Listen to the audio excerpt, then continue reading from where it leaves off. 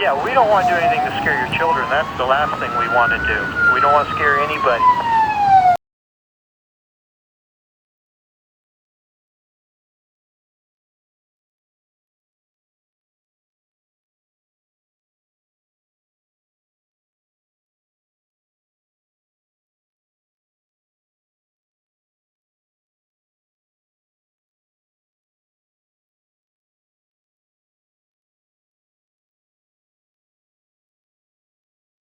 Now on a high-speed chase which is going on. This is the northeast side of town. You can see that vehicle right there. It's a sedan. It's being followed and surrounded by several police officers. It's the Houston police, as well as the county is out there. They have been on this guy for probably the last 10 to 15 minutes or so, and he just does not want to stop. The question is, what is his plan and what does he want to do? I don't know whether we have Don Armstrong and live in Sky Eye. Not sure who is up there. But once I get word on who is up there, they can give us a little bit further word as well on what's happening. Don Armstrong. Don, are you there? Yes, sir. Okay, Don. Yeah, what can you tell us? I mean, as I've been watching this, it's just he's not really going at a super high rate of speed, but he's certainly moving along at a clip that he clearly doesn't want to stop. No, does not want to stop. And as you can see, the sheriff's car just joined in on this, mainly being chased by HPD. I think that's the way it started. We're coming up here on the Beltway, and as you can see, it looks as though that car is going the speed limit, to be honest with you, Art. Yeah. It first was reported as a slow speed chase, but it's neither high nor slow. It looks like it's going the speed limit. We don't know why this car is being stopped or had tried to be stopped and why they are on the run. But obviously, as you can tell, that they're not pulling over for the number of deputies that are behind them, as well as Houston police officers. This is, as you mentioned, going on now for about 10, 15 minutes. And at one point, just before you came to us, an HPD car pulled up next to it. And then this particular car, it looks like a silver Volvo, if I'm not mistaken, actually tried to, I wouldn't say sideswipe it, but moved over into the lane that the police car was in. So they backed off. But as you can see, other cars, other police vehicles are up ahead of them and behind them. So they're obviously not going to lose this chase. You know, if there's anything, and if there's anything good to report here, Don, it's certainly that the freeway at this point is open. We're talking about 59 Northeast Harris County.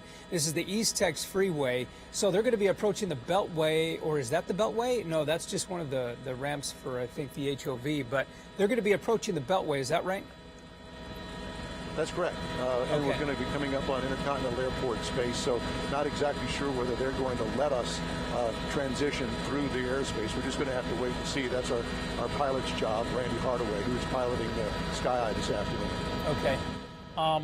You wonder whether he's going to take... You see cars pulled over there, so there must be officers way ahead sort of clearing the path. And that's always so very dangerous, especially when you get a high-speed chaser, high-speed runner here. He just doesn't want to stop. You know that there are going to be problems, people on and off the freeway. And what they always attempt to do is just try and clear a way, make a path for the person so that he doesn't bump into anyone.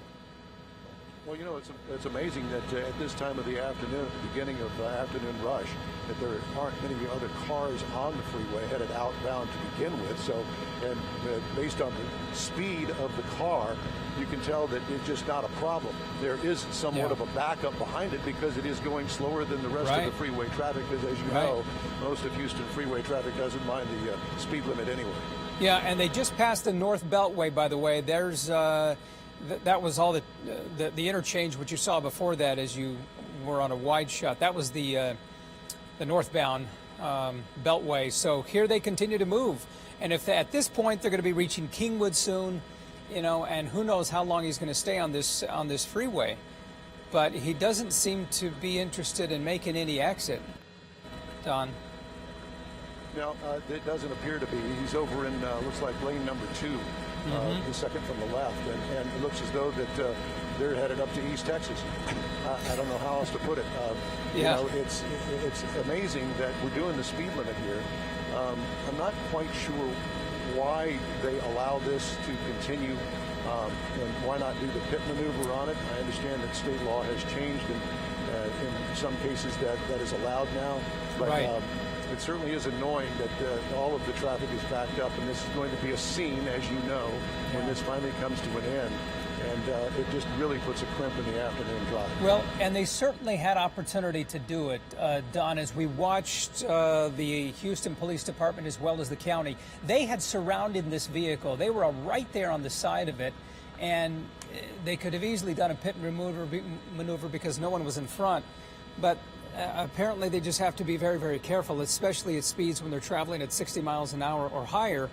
You know, you could cause a rollover if you're doing a pit maneuver. And to that point, good afternoon, right. Don. This is Elisa Rivas here. I'm joining Art Ruscone. You know, as you get farther northbound right now, you head toward the river, you head toward Humble, Kingwood, as Art mentioned, and the highway starts to get elevated. So you do worry about causing any kind of a crash and causing some additional damage or injury that might go along with really going off of the freeway because this is such an unpredictable situation. Right. Continuing to watch now, we're looking at a sedan, that gray one, silver one, right there in the middle of your screen. It continues to move. They have no intention of stopping. That's a pretty nice Volvo. You know, that has a V6 underneath that has the power to really move, but he's certainly not using that power. I mean, this guy's traveling the speed limit. We don't have any indication as to why he's running, though, right, Don? No, not as we know so far, Art. It just appears as that we're doing the speed limit in lane number 2, and we are headed northbound out of town, headed up to East Texas on the Eastex Freeway. Yeah, I don't know what this guy's thinking. You know, maybe he just thinks he's just out on a Sunday drive, and he's not aware of the police around him. But he has to be running for some reason. We don't know why. We're trying to gather that information. As soon as we do, we have our desk here looking into several indications as to why he might be running.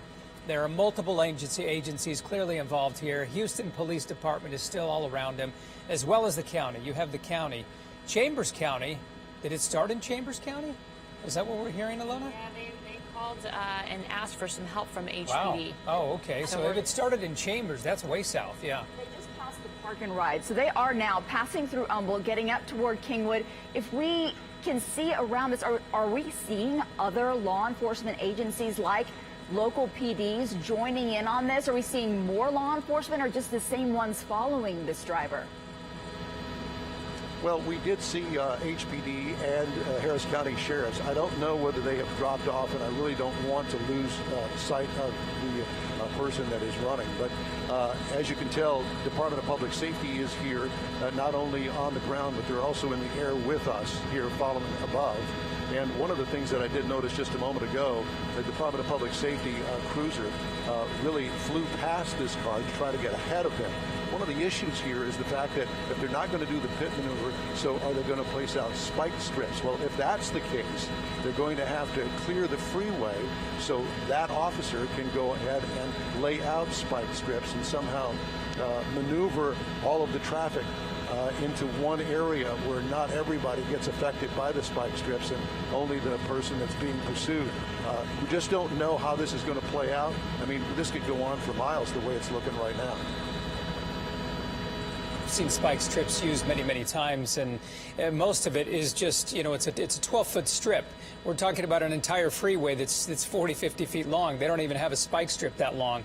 So they can easily maneuver themselves around those spike strips, especially on an open lane. Yep. And Open you know, freeway. something else that might be coming into play here, guys, is that we are hearing from the Chambers County Sheriff. This has been going on 20 to 25 minutes. This started as a traffic stop. No crime was committed, but they believe there is the possibility of that driver being impaired. Now, as we've been watching this particular part of the chase anyway, we haven't seen a lot of signs of that. Not a lot of erratic driving. This is definitely a driver that's staying in their lanes, but they have reason to believe that that driver may be impaired. So perhaps they're taking some extra precautions because of that as well. But as we said, we've been seeing pretty stable driving here. Right. We haven't seen any erratic driving. He doesn't seem to be really speedy. And you see that vehicle right there on the side on a different lane, which is on the other side. That's a lifted lane, the HOV. But he's not even going much faster than anyone else. Well, something's up ahead because everyone else is slowing down. Let's see what he does here. He's going off to the side. They've stopped traffic. He's just going to go right through there. They've probably forced him through an area where they had, did you see that, Don? It looks like spike strips through the entire street. That's what we're guessing. Yeah, they had several of them. I was not able to confirm that. You know, the other thing, too, Art, that I might want to mention is the fact that you don't know anything about this driver. This driver could be armed, and we have to approach it just that way, that you just don't know at this point exactly what's going to happen. And it looks like it's slowing down. Yeah, his vehicle is, all his tires are blown at this point.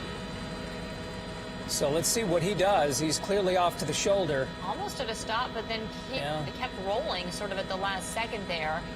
But we do believe that those tires are probably flat because the slowdown happened right after we believe they drove over some spike strips. I know that you've got to sort of get positioned over all of these different overpasses here in this spot. Let's see what this person does behind the wheel. But clearly those wheels are, it looks like they're flat. So the tires will start ripping up here. They'll start shredding soon, and he'll be on his rims or his wheels once those tires shred. So let's see what he continues to do. They're using a lot of patience. They're just stay behind him and follow at a safe distance. You can see those police cruisers are not getting really, really close because Don made a great point. This could be an armed driver. You know, they don't know what it is that they'll be up against when this vehicle comes to a stop, so they have to take all safety precautions. Being very careful, and Don, what we have seen repeatedly is a lot of patience by Houston Police Department and even the county as well with these chases. They sometimes just let them play out, believing that eventually they're going to stop. But you know, there's opportunity to do something here. Go ahead. To get him, bring him to a stop. Yeah, looks like they may try and box him in here. Let's see if they have a vehicle up ahead. Right there on the side of him, they could probably, you know, just, who knows, rolling down the window and trying to talk to him. I don't know. Let's see what's happening here. I suppose if they feel like they don't need to get in an accident, there's probably no reason to. So they are probably wanting to make sure that this person does not exit the freeway. On the freeway, you're kind of trapped up there. There's retaining walls, but it looks like he's going to go for the exit, perhaps. Look at the big pickup they have there. It has that front end grille. That's like almost a ramming vehicle. Yeah. They have it all prepared. Yeah, that was Kingwood Drive that we just saw, right? Yeah, they're getting ready to exit here. If that's the Kingwood outlet stores right there on the side. So they have it blocked. They're going to stop him. They have the guns drawn. They're telling him, they're yelling at him right now. You can see with their motion of their hand.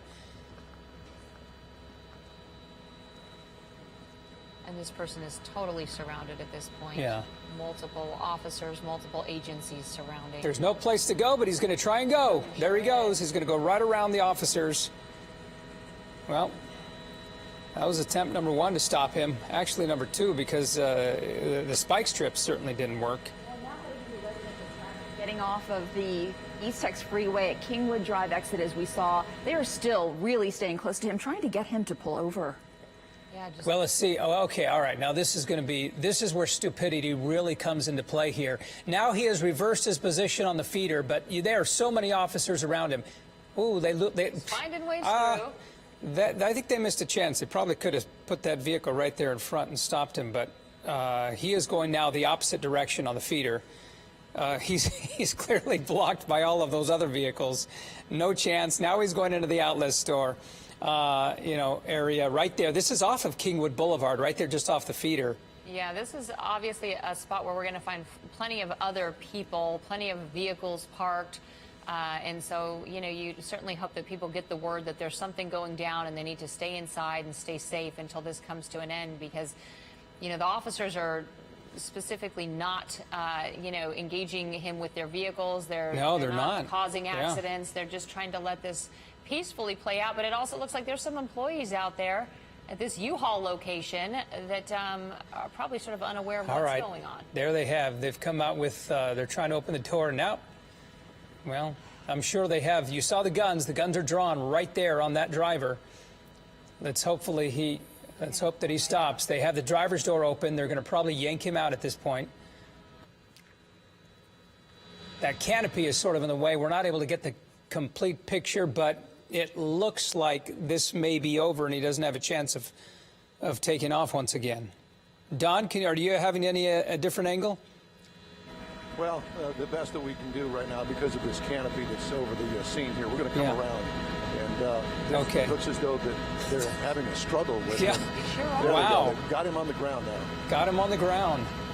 This is where the potential impairment probably comes into play, because most people with that many guns on them probably would have popped out of that vehicle, but they literally did have to physically drag him out of that car. And now you can see these officers getting handcuffs on him and making sure that he is not armed, or she. We haven't even gotten a good picture of who this driver is. And again, if you're just joining us, this all started as a traffic stop, but no crime committed to begin with. They had reason to believe that this driver may have been impaired. It looks like this might be a woman, Don? Yes, it looks like it may be a woman. She obviously is in tears. She's now handcuffed, and they are going to get her up, and they will search her. You may have to even bring in a female officer to do that. But at any rate, she does not, I really can't tell whether or not she is impaired, but there is a good possibility that may be part of the problem here. Not sure. Boy, this is rather a surprise ending. We did have another chase come to an end pretty recently with a woman, but that's actually pretty few and far between with as many of these chases as we have covered. Yeah, Eric Barajas here, just relieved Art, and yeah, luckily this came to a peaceful end. As far as we know, we didn't see any damage to other vehicles. No one was injured. They've gotten this lady out of the car now, and they're inspecting that vehicle as well as she's taken to the back seat of that patrol car.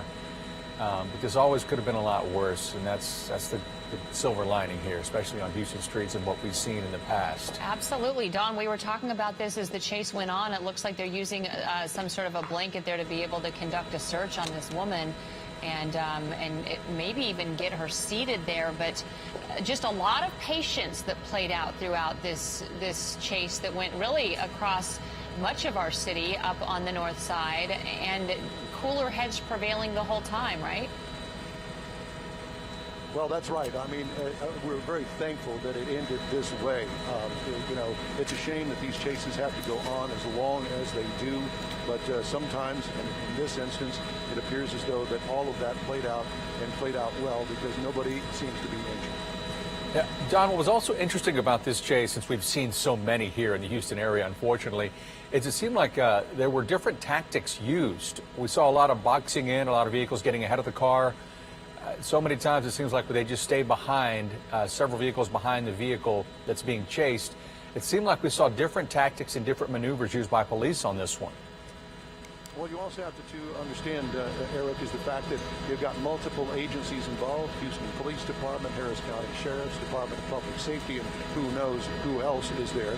You've also got airborne, so there's a lot of communication amongst all of the officers, and not all are trained exactly the same way. So they all kind of have to get on the same page, and sometimes that can be difficult, as you can imagine, in a fluid situation like this chase. All right, we want to mention as we continue our coverage here that you are now watching Eyewitness News at 4 p.m.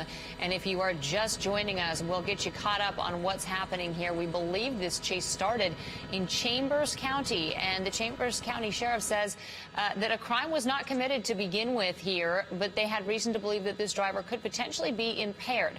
As the chase continued, they called HPD to provide some backup. And this is where we saw this play out.